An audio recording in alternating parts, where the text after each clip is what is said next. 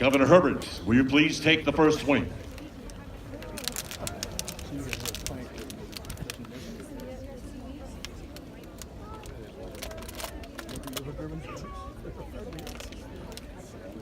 Oh, there it is over there. Yeah.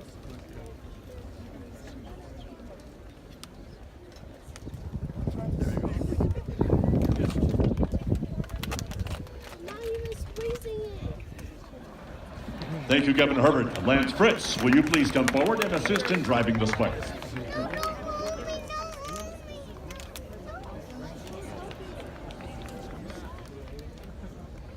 Thank you, Mr. Fritz. F. Ross Peterson, will you come forward and give the spike a tap?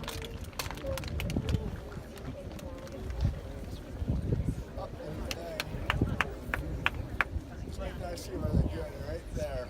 Little tap.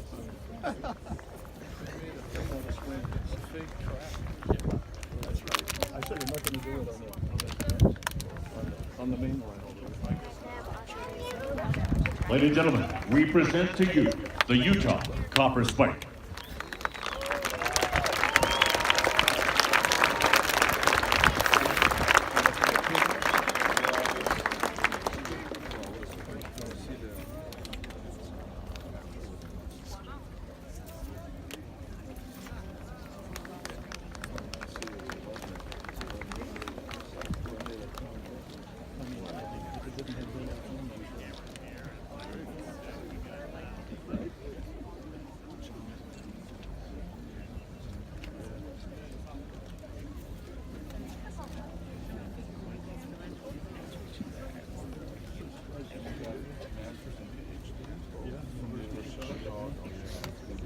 Ladies and gentlemen, welcome United States Secretary of Transportation, Elaine Chao.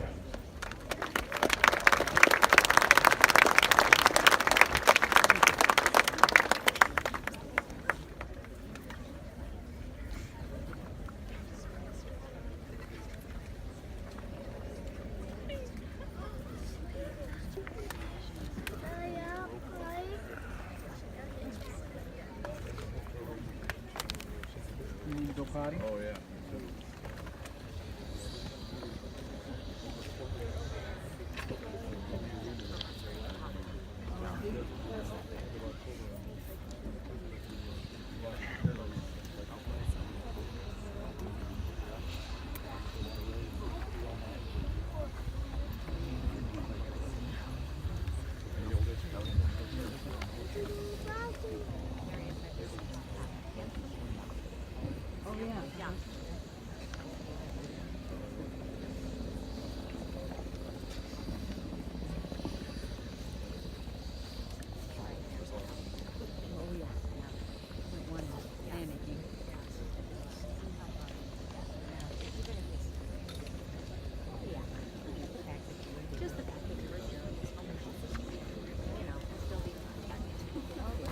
Waiting for my cue.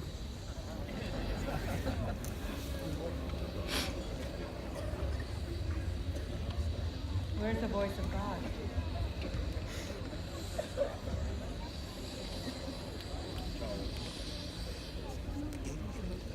Good morning. I'm the Secretary of Transportation, Elaine Chao.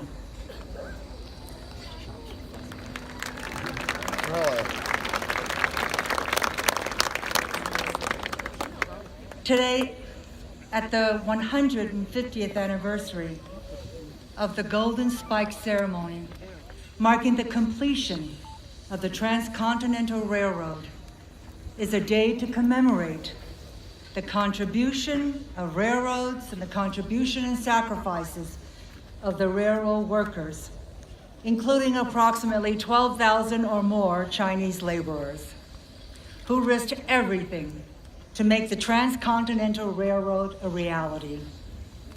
The Transcontinental Railroad was a tremendous feat of engineering, innovation, and manpower that was key to unleashing the economic prosperity of the United States for generations.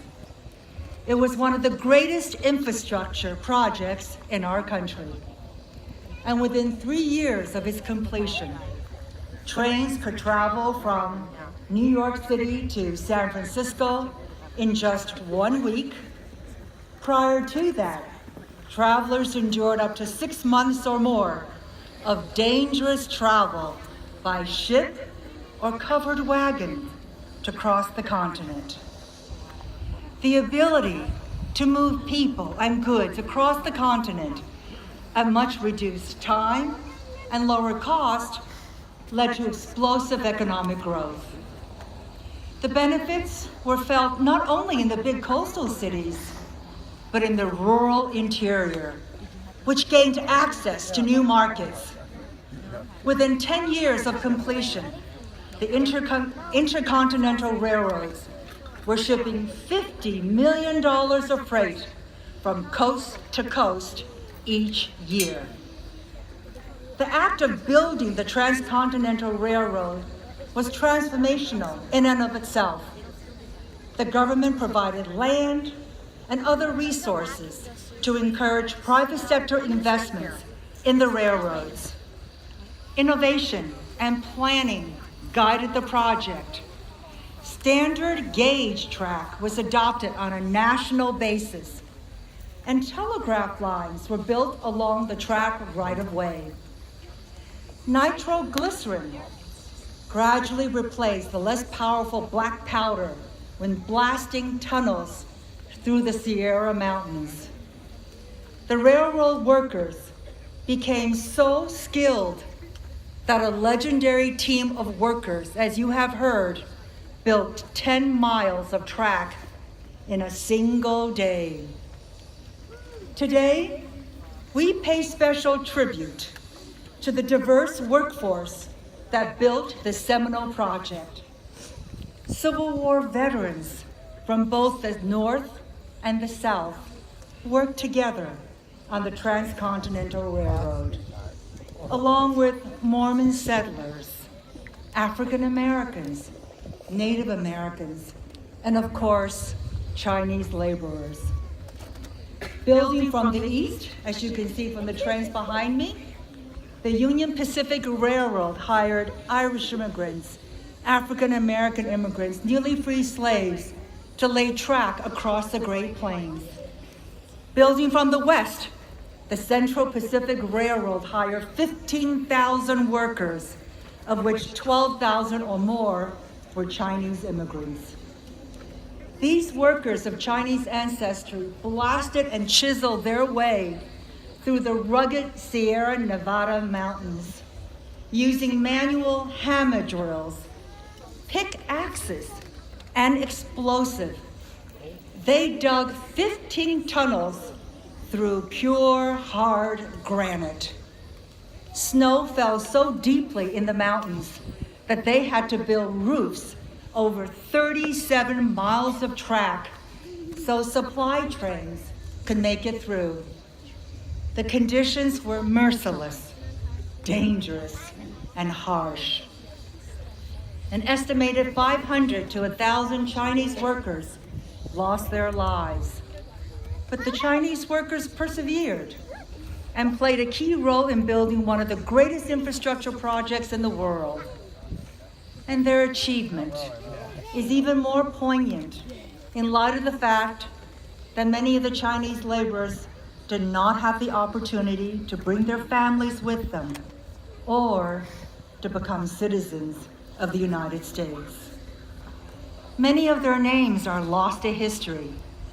Their families in China may never have known what became of their loved ones. As the first United States Secretary of Transportation of Chinese ancestry, I have the unique and moving opportunity to fully acknowledge and recognize the contributions and sacrifices of these laborers of Chinese heritage to the construction of the Transcontinental Railroad.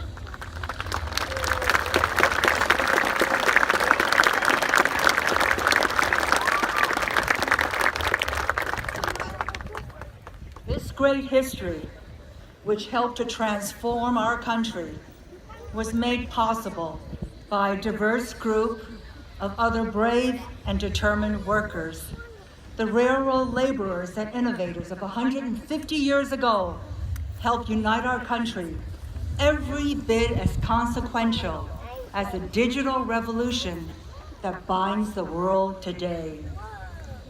Today, we pay tribute to the estimated 12,000 or more Chinese laborers and all the laborers who risked so much to make this great dream a reality, the benefits of which America is still enjoying today. Thank you. And now, welcome please to the State Union Pacific Railroad President and Chief Operating Officer, Lance Fritz.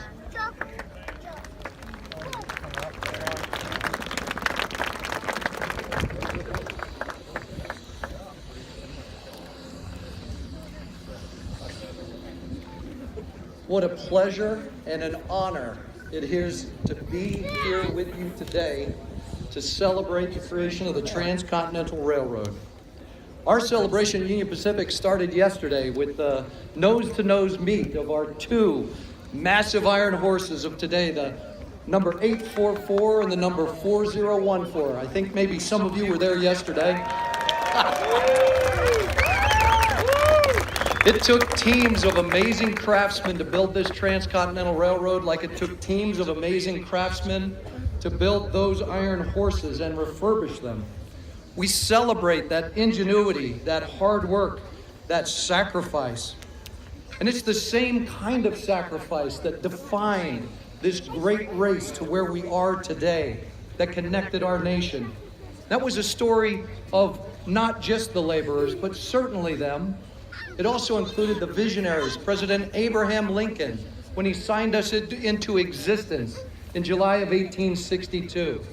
It included the stories of the First Nations of America, and how the Transcontinental Railroad fundamentally changed their culture, their lives, had significant impact.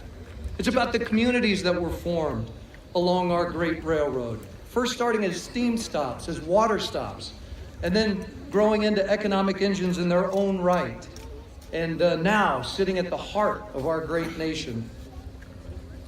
That endeavor, as you've heard over and over today, identified exactly what's achievable when a group of motivated and dedicated, diverse individuals put their mind to it and become one, in the words of President Nelson. And while that connection was finally complete here at Promontory Summit, that was not the end. That was the beginning. The creator of the famous golden spike had the wisdom to inscribe on that spike a prayer that was as appropriate on that day as it is today. May God continue to unite this country as this railroad unites the two great oceans of the world. May God continue to unite this country as this railroad unites the two great oceans of the world. That hope stands the test of time, and it's a prayer we would all be wise to reiterate today. Our company takes great pride in our history. It defines us. We think it makes us different. We think it makes us special. But most importantly, that history is a reminder of our awesome responsibility as stewards to continue to build this great nation and this great state. Thank you. We welcome back to this